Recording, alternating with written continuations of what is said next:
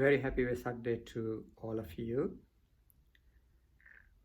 Thank you very much for inviting us, Vesak Buddhist Embassy of Ottawa, organizing this Vesak celebration of 2020.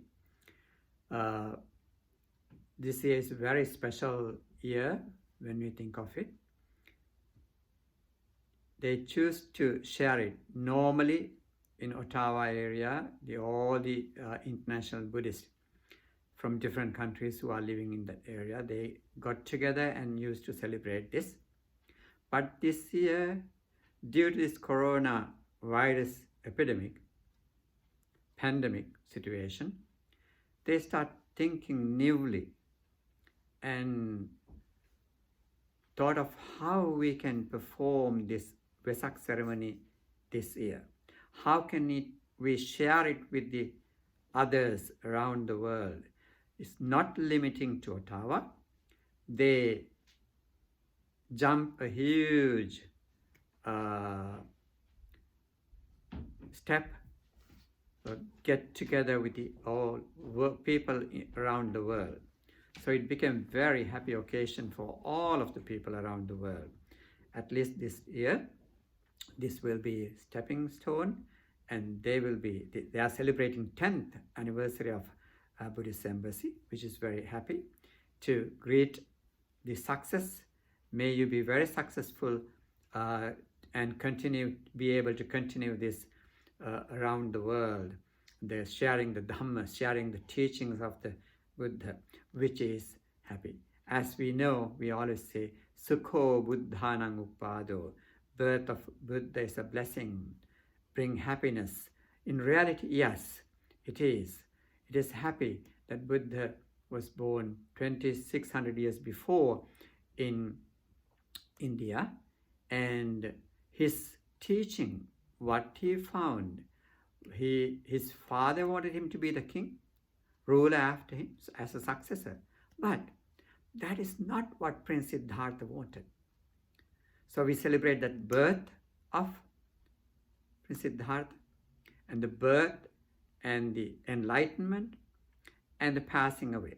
This triple holy event is the thing that we are celebrating. But we are happily celebrating. This is a very auspicious thing for Buddhists around the world, that they commemorate the Buddha's birth, enlightenment, and passing away. These three auspicious occasions of the Buddha's life.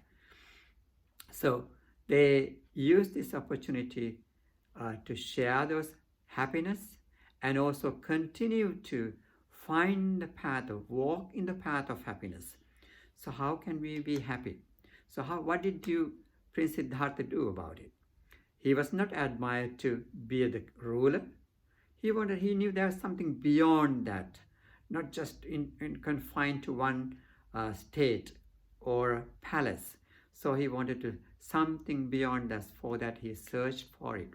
He left in his prime youth, he left his home, and while his parents, relatives were crying, he left.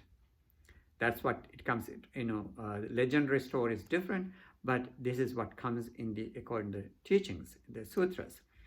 So after leaving his home for 6 years, he was experimenting in the wilderness with other teachers, other truth seekers at the time, who were in the similar kind of, searching.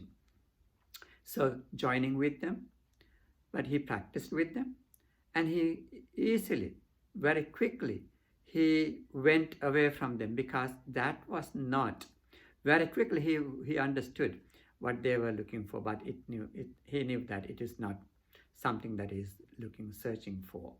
That was not bringing that happiness. So finally, he, after 6 years struggling, experimenting, practicing, so he determined one full moon day like today, he went to the Gaya, where what we call as Buddha Gaya today, Bodh Gaya, sitting under the Bodhi tree, searching, finding a space for him to sit. He determined today I will never get up, even though my blood and flesh dried up. I would never get up from seat without finding what I'm looking for, because it's not find outside the world. He was trying to find it within himself. So having such determination, he sat under the Bodhi tree of enlightenment. And actually it was not Bodhi tree until time. He attained enlightenment. After he enlightened, then we call it Bodhi tree. So he found what he was looking for. He knew there's nothing else because of this craving, because of this greed, that we are going through this cycle of life and death, uncountable lifetimes.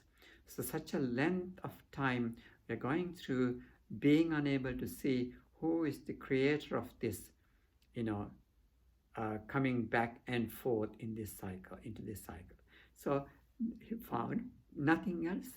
It's our own craving, own greed that brings us back. So that secret, he was very joyful. He said, I found it.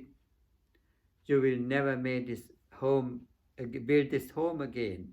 So I destroyed all the facilities, therefore it will not happen again. So, having addressed himself to express joy, he was sitting under that tree, what we call a tree of enlightenment, for a week. So from after that, then he started teaching. That is what around the world, more than 500, 600 million of people who are practicing as Buddhism. We call it Dharma. We are practicing Dharma teaching of the Buddha. Buddha never taught Buddhism, but he taught the Dharma, the path to happiness. So he became happy, letting go, giving up what he had. He knew that, he found that material wealth does not bring happiness to us. So being empty, having nothing, he was very joyful, as he after realization that he showed that path.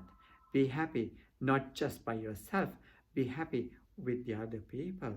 Around the world, people are happier and happier when we practicing nice, compassionate, especially at this time. You can see in this pandemic situation tells us that no matter what we have, material wealth you may have, yet you cannot avoid the situation, what is happening around the world. If we are contaminated, if you are infected, you become victim of it. But having money, it didn't help you. But reality, that understanding the life, being mindful, is the only way to bring happiness to yourself, bring happiness to people around us. So therefore, very compassionately, we have to behave these days, to maintain your good health. Maintain your good health. You have to really behave a certain way, very compassionately. We should not give the sickness, or we should not get infected going out. So practicing, cultivating good behaviors and practicing to be mindful, we definitely can avoid this unhealthy condition, what is happening around us. So therefore, we have to be very mindful. Mindfulness is the key. That comes from Buddha's teaching, live here, live now.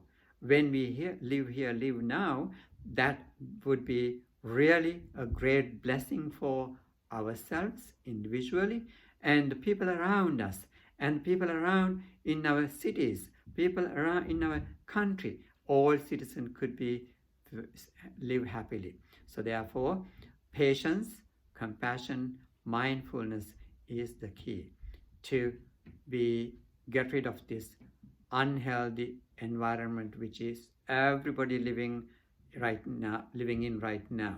So therefore, let's practice generosity, compassion, patience, and mindfulness. When we do have these good virtues, good qualities within us, I think that would bring happiness to us as well as to the all beings around us. May all of you have very happy celebration, Buddha's Day. May the blessings of Triple Gem be with you always. May you have courage, understanding, patience, and determination to work towards the well-being of all humanity and the all beings. Sabbe satta bhavan sukhitatta. May all beings be well and happy.